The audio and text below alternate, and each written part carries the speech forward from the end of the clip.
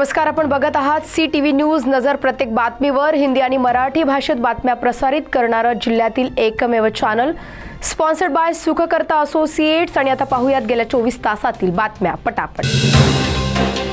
Ballarshah Secunderabad down railway मार्गावर एका मालगाडीने धडक दिल्याने 7 वर्षीय वाघीण जागीच ठार झाल्याची दुर्दैवी घटना रविवारी 30 नोव्हेंबर रोजी पहाटे 4 वाजताच्या सुमारास राजुरा वन विभागाच्या चनाखा बीटमध्ये घडली.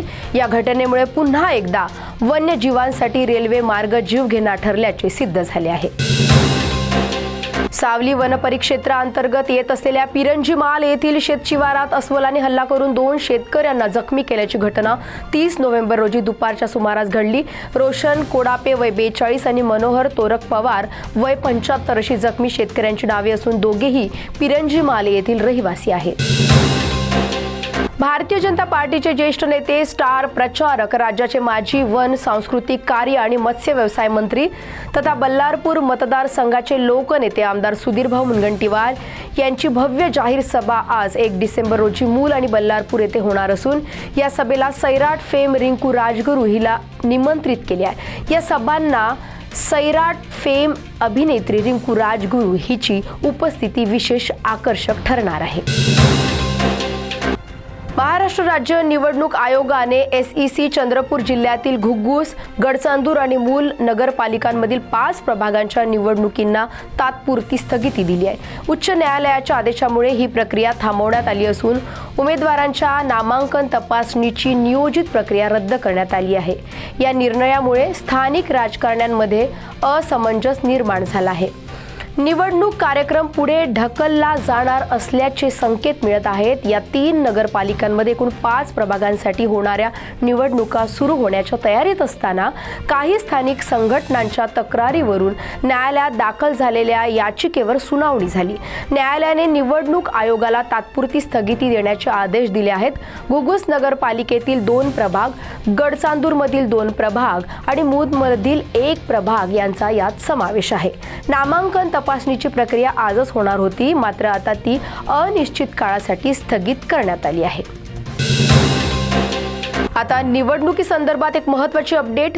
ज्या नगर परिषदा आणि नगर पंचायतीमध्ये ज्या जागेसाठी अपील दाखल होते, मात्र अपीलाचा निकाल संबंधित जिल्हा न्यायालयाकडून 22 नोव्हेंबर 2025 नंतर म्हणजेच 23 नोव्हेंबर 2025 किंवा त्यानंतर देण्यात आलाय, अशा नगर परिषदा आणि नगर पंचायतीच्या सदस्य पदाच्या त्या जागेच्या निवडणुका 4 नोव्हेंबर 2025 रोजीच्या निवडणूक कार्यक्रमानुसार घेण्यात येऊ नयेत.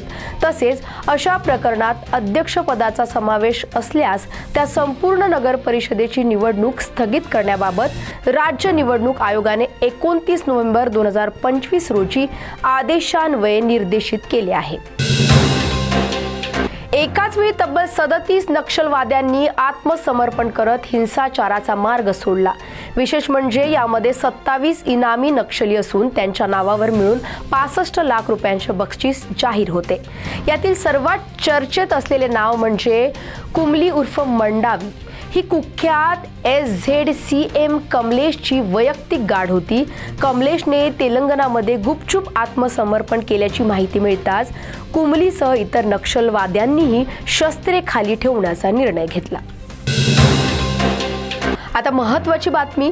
राज्य निवडणूक आयोगाने जाहीर केलेल्या नगर परिषद निवडणूक कार्यक्रमात महत्त्वाचा बदल करण्यात आला असून गडचिरोली आणि आरमोरी नगर परिषद क्षेत्रातील एकूण 4 सदस्य पदाच्या निवडणुकांना स्थगिती देण्यात आली आहे. प्रलंबित अपीलांच्या विलंबित निकालांमुळे हा निर्णय घेण्यात आला आहे. तसेच संबंधित प्रकरणात अध्यक्षपदाचा समावेश असल्यास त्या संपूर्ण नगर परिषदेची निवडणूकच स्थगित करण्याचे आदेश 29 नोव्हेंबरला जारी करण्यात आले. मद्यप्रेमींसाठी महत्त्वाची बातमी. सध्या राज्यभरात स्थानिक स्वराज्य संस्थांच्या निवडणुकीची लगबग असल्याने निवडणूक पूर्व ते मतमोजणी म्हणजेच 1 डिसेंबर ते 3 डिसेंबर निवडणूक असलेल्या सर्व जिल्ह्यात ड्राय डे पाळण्यात येणार आहे. हे 3 दिवस सर्व देशी विदेशी किरकोळ मद्य विक्री बंद राहणार आहे. नागपूर येथील राजापेठ हद्दीत शंकरनगरमध्ये महिलेचा संशयास्पद मृत्यू झाल्याने खळबळ उडाली आहे. 40 वर्षीय निलिमा खरबडे यांचा घरात खून झाल्याचा संशय पोलिसांनी व्यक्त केला आहे. पोलीस घटनास्थळी पोहोचले असून पंचनामा सुरू आहे. तर या होत्या आजच्या बातम्या पटापट. लवकरच भेटूया पुन्हा काही नव्या बातम्यांसह. तोपर्यंत अशाच बातम्यांचे अपडेट घेण्यासाठी बघत रहा CTV न्यूज. नजर प्रत्येक बातमीवर. नमस्कार.